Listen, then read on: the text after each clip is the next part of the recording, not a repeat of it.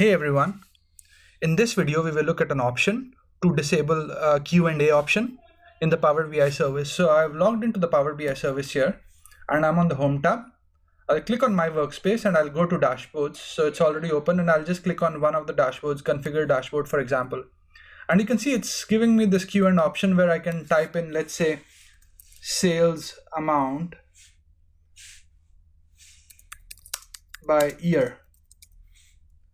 And let's say order year, and it's creating a graph for me.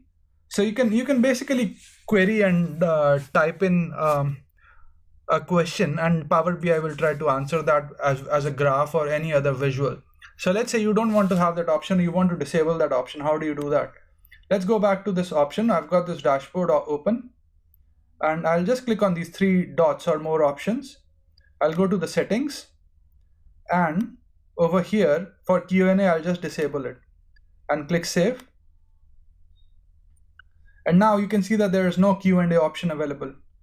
So in this video we've learned how to disable or enable, so you can pretty much go back and toggle that setting again.